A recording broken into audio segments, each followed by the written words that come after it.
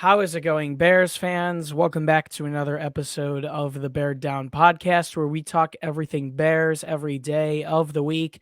After a week off, we took the bye with the Bears. We are back. It is week 11. We've got Bears versus Ravens. Today, we kick off our week 11 coverage by taking a look at the Bears' week 11 opponents. They are back home against the 6-3 Baltimore Ravens. Before we get into it, I would like to say we are putting out Bears Ravens content throughout the week and have been putting out consistent content throughout the season. So if you want the most comprehensive Bears coverage on the web, whether you are listening on YouTube, Spotify, or Apple Podcasts, do us a favor, drop a like, subscribe, follow, and we are going to be bringing you guys Bears Ravens content all week and Bears content the rest of the season. I am your host, Chris Maltby, joined with my co-host, Parth Shaw today. Parth took a week off. It's been a couple of days since we recorded, but feels good to get back into the swing of things here as the Bears head down the stretch coming off of their best offensive performance on the season. How have you been doing this last week? Doing pretty good. Just relaxed. It was nice to not have to worry about the Bears playing for a weekend, I guess. That was a change of pace. But yeah, the bye week was nice. Got to watch some quality football. Today's been a little busy day, but, just starting to wind down, just had some food. So time to record a podcast. It's been a minute, like you said, but I'm excited. It's going to be a great game this week. Lamar Jackson's coming to town, Lamar versus Fields. It's going to be an exciting game for sure. Yeah, one of Justin Fields' pro comparisons had to have been Lamar Jackson coming into the league after he had that 4.4 40-yard dash. But, you mentioned it, a good weekend not worrying about the Bears and more so worrying about the best team in Chicago right now, which is the Bulls. They went out west, lost to the Warriors, but swept the Lakers and Clippers there in the Staples Center, or the, I guess, Crypto.com Center, whatever it's being called now. But, the Bears have another tough task at hand riding into this one on a 4-game losing streak. Justin Fields says it's the first time he's ever been a part of a 4-game losing streak. And the Ravens are coming off of quite a putrid loss. So let's break it down. Let's get into it and let's go. Before we get to talking about the Ravens, let's just look at an overview of their season. Obviously, the 6-3 Ravens, who are 2-2 on the road, come and visit the 3-6 Chicago Bears, who are 2-2 at home at Soldier Field. ESPN's matchup predictor gives Baltimore a 62.4% chance to win this one, giving the Bears about a 1/3 chance. Taking a look at their last 5 games, Baltimore lost to Miami last week, 22-10. I'm sure we'll be talking about that one. They barely beat the Vikings 2 weeks ago in an overtime win at home. Got crunched by the Bengals. Had a very dominant win over the LA Chargers, and then an incredible comeback just about 5 weeks ago against the Indianapolis Colts at home. Baltimore is 4.5-point favorites in this one with the over-under set at 45 points. And obviously, as you know, as we head here into their offense, they are led by who's got to be one of the MVP candidates so far this season, Lamar Jackson. He's 199 for 309, 2,500 passing yards, 14 touchdowns, and 8 interceptions. He is also their leader on the ground. Obviously, J.K. Dobbins and Gus Edwards go out at the beginning of the season. They bring in guys like Le'Veon Bell, who is now cut, but they still have guys like Latavius Murray, Devonta Freeman, Tyson Williams. Lamar has led the way for the Ravens on the ground without a doubt. 106 carries, 639 yards, and 2 touchdowns for him. That is going to be something very troubling for Chicago to contain. And taking a look at their receiving leader, second year wide receiver Marquise Brown is leading the way for them. 52 receptions, 719 yards, 6 touchdowns. It's been quite the season so far for Hollywood. They've been able to use him deep in a ton of different packages and find a lot of success out of him. Taking a look at the rest of the Ravens offense, though, I already mentioned Latavius Murray. If he comes back healthy this time, he will be their number 1 running back. Devonta Freeman also has proved to be a pretty good option in certain packages. Outside of Marquise Brown, Devin Duvernay gets some really good snaps for the Ravens. Rashad Bateman, the rookie who is back and healthy, has been playing some good football. Sammy Watkins as well fumbled a big ball last week, but he's been playing some great football as well.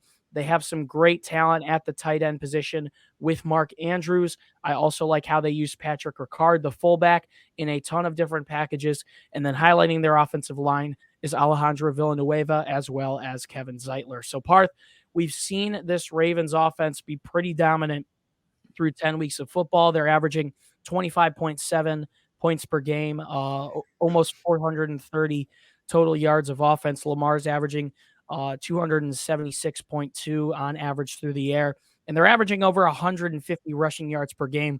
A lot of that, once again, accredited to Lamar Jackson, someone whose name should probably be top 3 in MVP voting by the end of the season. What do you think about what Lamar's been able to do, and what do you think about this explosive Ravens offense? Yeah, this Ravens offense has gotten more dynamic. Lamar Jackson coming into the season, I guess, was doubted by people saying that he's going to get figured out or something like that. But if anything, he's just added on to his game. I feel like he's become a better passer and a better runner somehow. He keeps getting better, and we see that this year, especially in the passing department. Like I said, he's having one of his best passing seasons so far. So far with 14 touchdowns through the air, 8 picks with a 93.1 passer rating. I think this offense is dynamic, and you have to watch out for them. Especially, got to watch out for Marquise Brown, Mark Andrews, and Rashad Bateman. Those 3 guys are. I think Bateman's only played 4 games so far. I think he, was out for the first half of the season, but he's back and he's been playing well. Last week he got a lot more attention. I think he had 6 catches for 80 yards. Yep. Marquise Brown is someone who's also had a really good year this year. He does struggle with drops, which I think has taken away a couple deep passes away from his stats. But other than that, he still has 719 yards and 6 touchdowns this year. He's a vertical threat. Got to watch out for him, the red zone, and a lot of speed.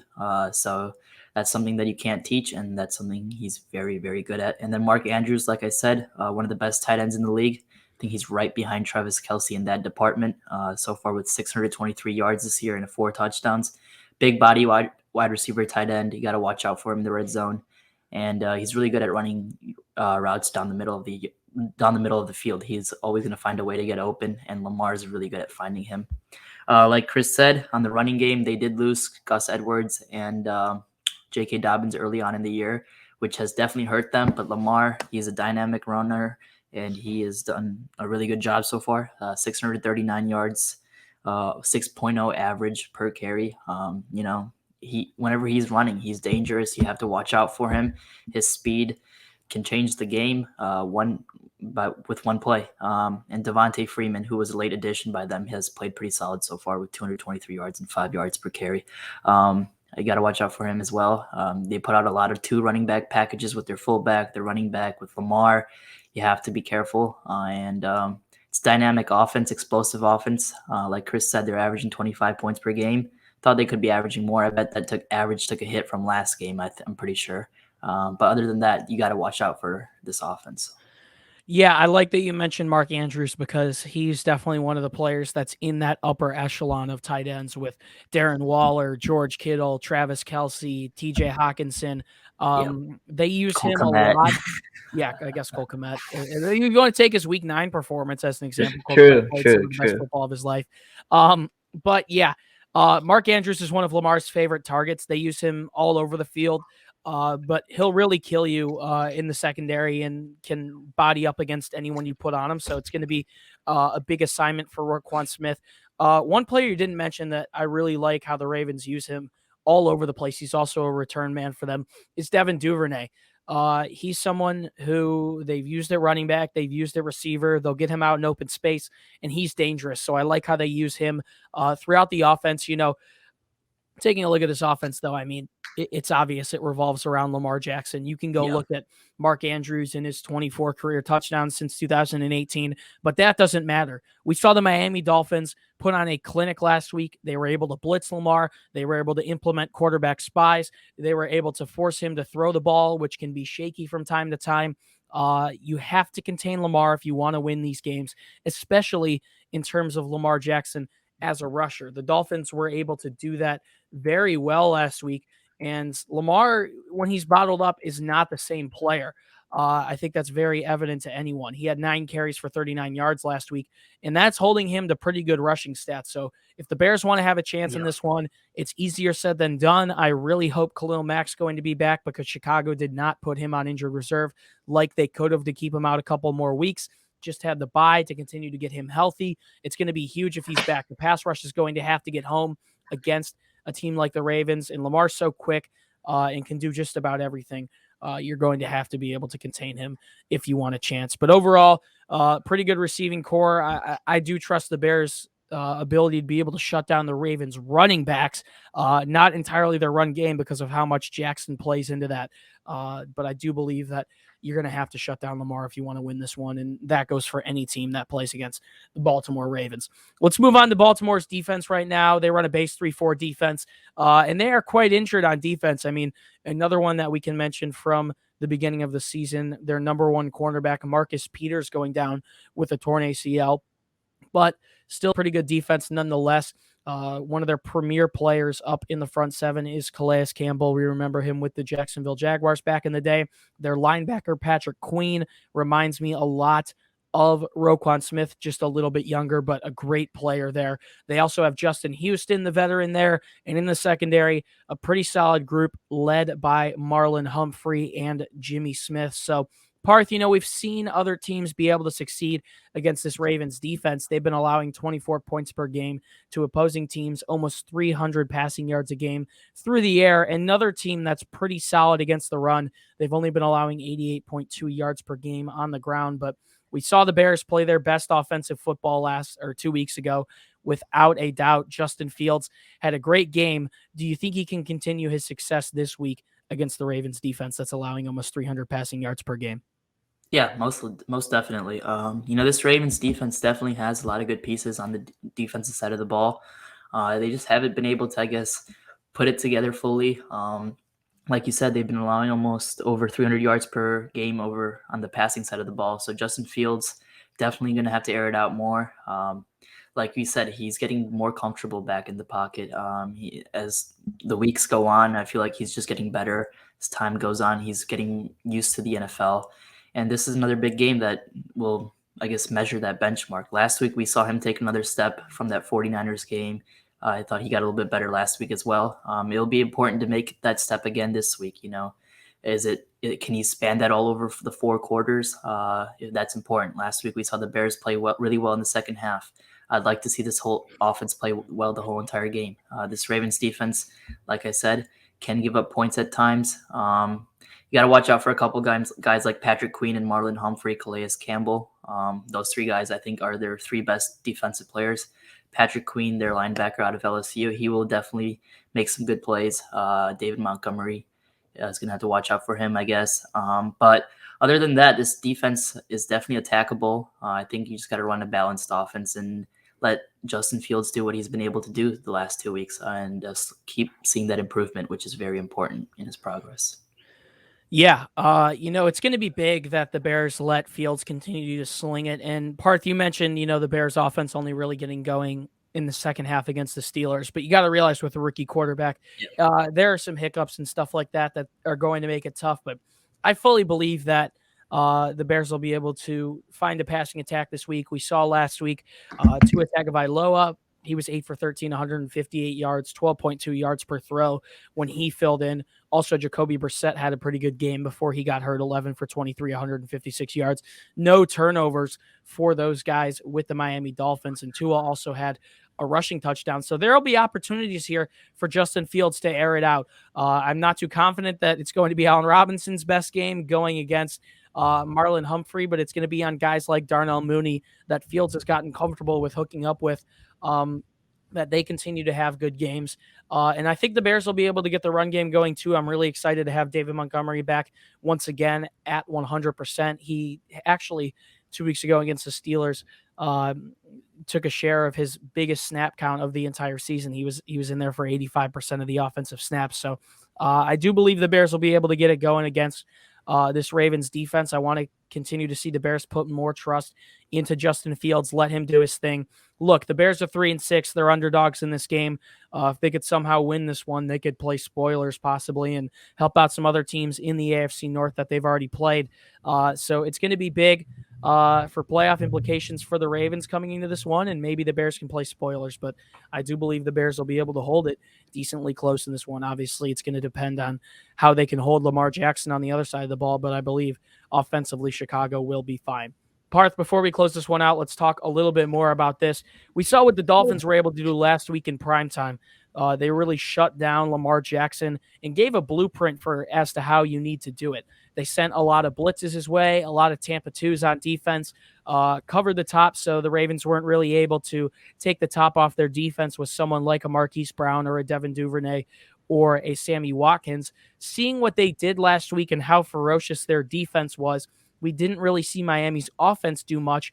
And it seems kind of like when I was watching them, like I was watching a Bears game. Very dominant defensive performance. Offense couldn't get going, but it was enough to beat the Ravens. So, Parth, taking a look at what the Dolphins did last week in their 22-10 win on Thursday Night Football, do you think there's a chance that the Bears could possibly pull off another upset over the Ravens?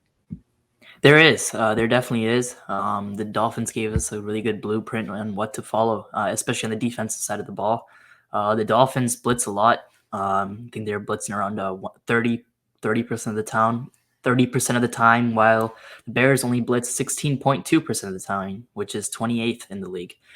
So for the Bears to win this game, they're going to have to up that blitz percentage and have to trust that secondary to be able to guard guys like Marquise Brown and Rashad Bateman on the deep end. And hopefully Khalil Mack, who hopefully is able to play this week, Robert Quinn, Keem Hicks, Roquan Smith, Eddie Goldman, all those guys are able to get that pressure that we need. Because if not, Lamar Jackson will take off, or we'll find a guy like Marquise Brown running deep 90 yards wide open just because of his speed. So you got to be careful about those things. But yeah, the Dolphins, they laid out a pretty good blueprint. You got to bring the pressure, give them different looks, and hopefully that gets the job done.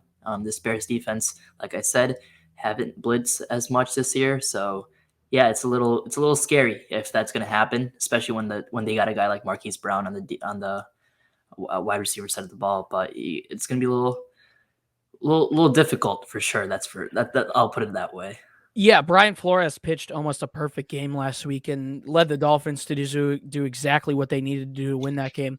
And I am confident that Sean Desai can replicate it. You know, you mentioned the Bears not blitzing at as high of a rate as a team like Miami, but the Bears can't essentially afford to do that. They don't have players like Xavier Howard and other lockdown corners in the secondary. It's really an attribute to Miami's defense, and credit to them for playing a good game last week. But the Bears are going to have to switch it up, as you mentioned. You're going to have to get to Lamar Jackson. Hopefully, Khalil Mack can play.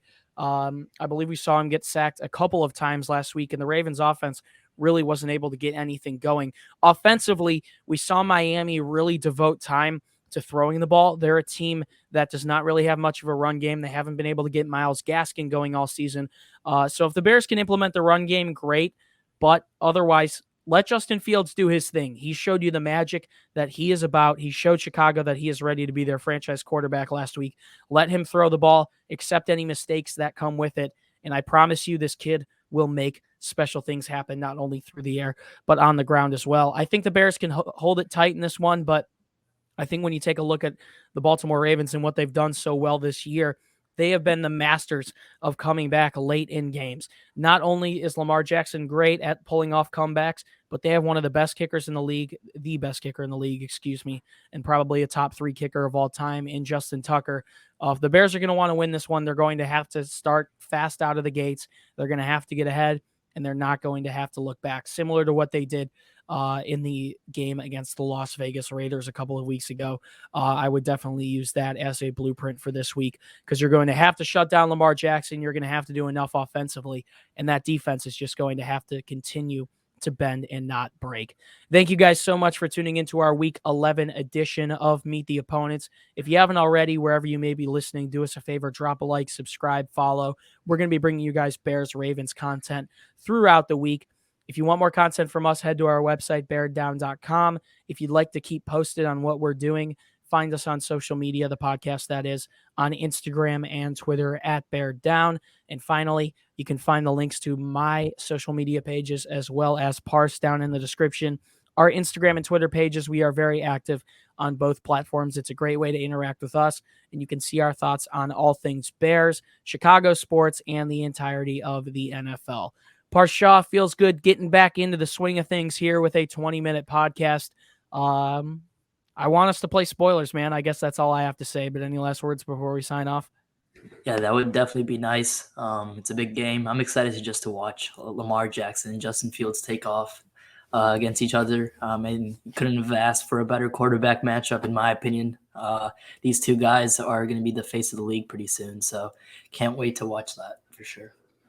Yeah, and as I mentioned earlier in the podcast, it's been fun watching the Bulls. DeMar DeRozan, elite this season, 26.9 points per game, 5.4 rebounds a game, 5 30-plus point games. All I have to say signing out is that man is an MVP candidate. You better respect DeMar DeRozan. If I wasn't doing a Bears podcast, it would definitely be a Bulls Yeah, him podcast. and Zach LaVine have been a great 1A, 1B combo. That's what I've been putting it as. There's no number two on the team. I think they're both number ones when they play together.